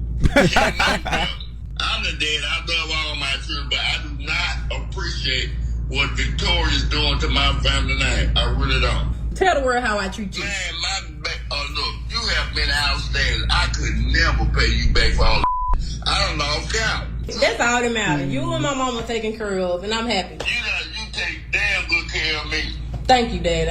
You take damn good, man. You deserve I no complaint. You deserve I could never pay you back for all these done. You done bought me cars, you gave me parts, you gave me plenty of money. I done traveled all over the United States with you. You haven't seen my wildest dream. Now, Glory, you know I love all y'all. Good, bad, and ugly. I'm really sad Glorilla had to do that. And I ain't hear Mama or Daddy say the 3 words that the sister needed here, and that's get a job. I think she has a job. Does she have a job? She do.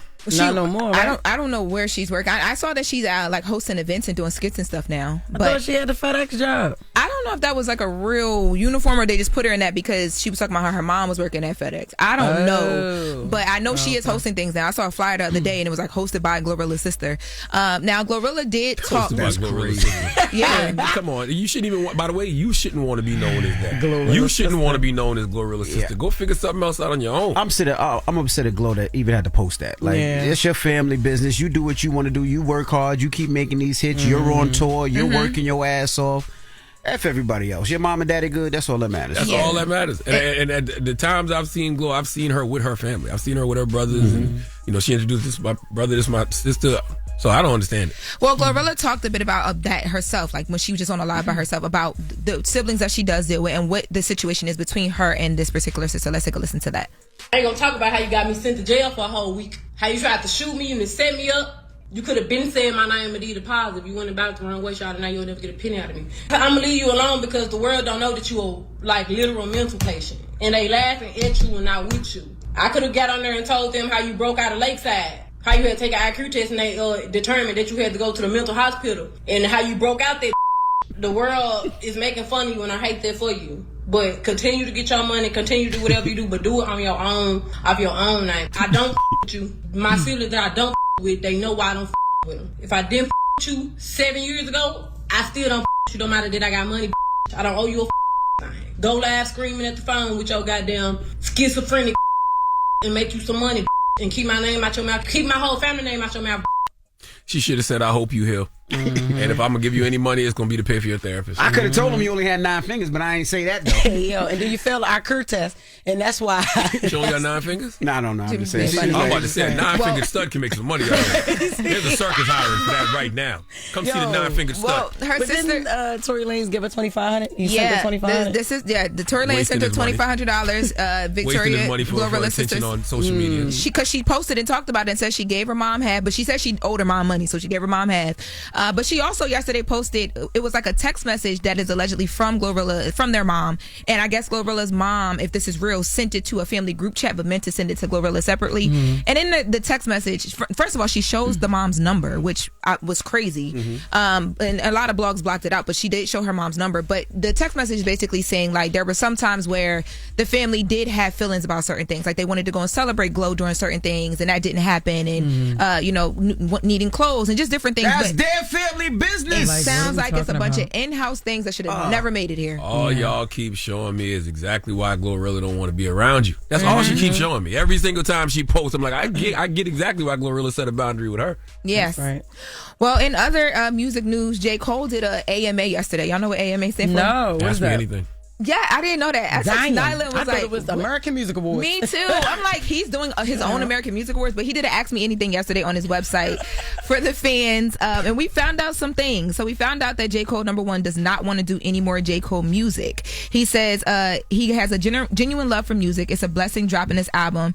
He was highly inspired by it, but he has no interest in making any more J. Cole albums. His passion and excitement right now is in producing. He says he will write, record, and when it's time, when it hits him, he might release new music if the spirit says to do so, but the fall off is a project that he will not try and stop. Well, he's not retired like he said. No, he's not retiring. He's just not doing his own album, he said. It's confusing. Because it's like, so what are you going to do? But everybody says that when they retire, right? We heard that from Jay, we heard that from T.I., we heard that from a bunch of people, and somehow, somewhere, they still come out with music. Did anybody ask him why he called himself the half black Messiah? That is crazy. Did anybody ask him why he said we got to respect this mulatto? I just want to know those why. questions. All right. Well, that is why the latest. We have to respect this mulatto now. That's what he addresses himself as in the music, Lauren. I know, but I'm saying I didn't see a fan ask that question. I was in there, maybe I would have gotten there and asked some questions. Oh, I could have sent you a link. Of course. And he would have straight blocked you. Because it would have said Charlamagne, like your ID you would have made a page. I enjoyed the album. His questions I think the album was good. Oh, so you have a take now. I've listened to a lot of, I listened to the whole album a couple times. He said he was going to have to listen to it and let it digest. Yeah, that's what you should do. Yeah, I don't think it needed to be a double album though. I would have shortened it. An hour and 41 minutes is a lot. Lot of music. It is. I would have shortened it in probably about 11 or 12 songs. I can agree. But I think it's a good project. Well, the project, if these numbers are right according to chart data, might be the second biggest album debut of 2026 so far. He'll be coming behind Don Toliver. Like I said before, though, I do want him to be more introspective because I feel like he's been rapping about the same things for a long time. Like, okay, yeah, like you had some issues with your wife. I guess we all deal with that, right? Like wanting to be a better man. But we want to know more now. But, okay, yeah, you the first rapper to come out of Fayetteville. We know that's tough. Okay, you moved to New York to chase your dreams. Okay.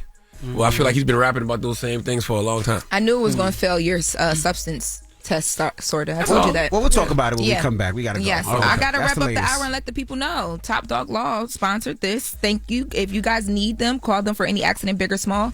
Top Dog Law. It's the Breakfast Club. Good morning. Morning, everybody. It's DJ NV, Jess Hilarious, Charlamagne the Guy. We are the Breakfast Club. It's Black History Month. What we doing today, Charlamagne? Man, salute to my guy, B. Dot. Every day during Black History Month, B. Dot does a podcast on the Black Effect Podcast Network called I Didn't Know, Maybe You Didn't Either, where he tells you some things about Black history that you may not have known. And today he's going to tell you about the Marching 100, how FAMU turned discipline into dominance. The Marching 100, how FAMU turned discipline into dominance. Welcome back, know-it-alls, to another episode of the most anticipated podcast on the Black Effect Podcast Network, especially in February, entitled, I Didn't Know, Maybe you didn't either. And I'm B-Daht, the PA announcer, FAMU Rattlers. 5 home games a year, we got Club Bragg rocking. And you can argue, a bigger draw on Saturdays than the football team is the band. Man, they march and play to the stadium. They do a 15-minute pregame performance. They play in the stands during the game. They do their halftime performance. They go back in the stands and play some more, and then they do a 15-minute fifth quarter if there was another band that was brave enough to challenge them and come to brag. And if it wasn't, they'll just play for 15 minutes for the fans, and then they march back to the band room. It is phenomenal to see. Now, my homie Trevor, he a 4th-generation rattler, and he just sort of turned into a brother to me. But his blood brother is actually one of the drum majors for the Magnificent Seven. That what FAMU call they drum majors. That's my boy Ty Lloyd. So before we get into this episode, I'm going to give you 3 of the most useless facts you'll never need in life about black bands. Your first useless fact, the number 100 in the Marching 100, it ain't about size, but they got over 300 instrumentalists. It's about standard. Your second useless fact, most modern halftime shows are built off systems created at an HBCU. And your third useless fact, black excellence didn't become influential by accident. It was engineered. Now for today's episode, do you know how FAMU's band came to be? Because I didn't. I didn't know, maybe you didn't need. I didn't know, maybe you didn't need. I didn't know, maybe you didn't need. I didn't know. In 1926, Carter G. Woodson created Negro History Week because he understood something most people still miss. If you don't build your own systems, you'll always be begging to be remembered by somebody else. Now, fast forward 20 years, 1946, Florida A&M University. A man named William P. Foster. He took a position most people would have treated as a job. But him, he treated it as his calling. He created the Marching 100. Not just a band, an infrastructure of excellence. Every detail mattered. How you stood, how you marched, how you sounded, how you held your instruments. But Dr. Foster knew something. The way you practice when the stands are empty is the way you'll perform when they full. The standard was the standard, and the standard didn't bend for crowds or cameras or comfort. Ain't nothing comfortable about being in the band. If you've ever seen them, you know practice is not a suggestion. I still don't know how they be humping with them tubas. But here's what made it revolutionary. See, before the Marching 100, bands mostly walked in a straight line and played the notes. You've seen the bands. Show up, march, play, go home. Psst. After the Marching 100, precision became the performance. Discipline became the culture. Presentation became power. The halftime show became the show. To this day, some folks just come to the game for the halftime show. Don't know what happened at the start of the third quarter. They already heading to the exits. When Beyonce wanted to honor HBCU culture at Coachella, she didn't study USC or Ohio State. She studied the Marching 100 because they wrote the playbook. And here's the part that I didn't know. That excellence wasn't about music. It was about building black systems that could not be ignored. No one had to include the Marching 100. They set the bar so high, everybody else had to rise to it. That's what infrastructure looks like. You don't ask for a seat at the table. You build a table that's so impressive that everyone else has to sit at yours. Like Charlamagne did with the Black Effect Podcast Network. You see the check I Heart cut? Listen, a century after Carter G. Woodson carved space for black history, the Marching 100 showed what happens when black institutions control the standard, not just the narrative. And that's why this fits our season's theme, 100 years of knowing better. The Marching 100 didn't chase validation. They built something so excellent that the world recognized around it. And that's the hidden truth of black history. When we design the system works. And I didn't know. Maybe you didn't either. Salute to B-Daht. Do y'all know boy. why y'all have heat in your house? Because it's cold. Because Alice Parker pioneered a modern central heating system in 1919, and that's why we all have heat in our homes, thanks to a black woman. Her name is Alice Parker. So give it up. Make some noise, y'all. I'm going to bring you this book, right? And it's called Black People Invented Everything. I'm gonna bring you that book, okay? She right in there. Right there. I mean, right there. Alice Parker, 1919. Okay? But you know something? Natural gas-fired furnaces. But you know what? A lot of people did not know why they're warm. Huh? You know where she from? Do I know where she from? Yeah. No, I don't. Okay. Do you know? New Jersey. Oh my God, that's great. You know your history, but a lot of other people don't. Alice Parker, a New Jersey woman, she is the first person to create a heating system in 1919. So before then, people was Sub-Zero out this bitch. You know what college you went to? Oh, exactly. I'm about to say that too. HBCUs you went to? I didn't even go to college and I know this. The real HU. Amy, you're supposed to dispute that because you're from Hampton. I am disputing that, but she went to Howard University. Yes, I didn't even go to college and I know stuff like that. That's what's up. I'm glad y'all deep diving in my lesson here. Thank you so much. All right. It's time to get up out of here. Charlamagne, you got a positive note? Oh, before we do, salute to Teddy Riley for joining us this morning. Make sure you pick up his book, Remember the Times. It's out today. It's actually out today. Today is February 10th, so it came out today. That's right. Okay? Positive note? Yes, man. It is Black History Month, so let's have a positive note from Mr. Marcus Garvey. Mr. Marcus Garvey says, a people without the knowledge of their past history, origin, and culture is like a tree without roots. So that's why Black History Month is important. So go learn something about yourself today, okay? Peace. Breakfast Club, bitches! Y'all finished or y'all done? Woke up. Wake you up. Wake that ass up. Program your alarm to Power 105.1 on iHeartRadio.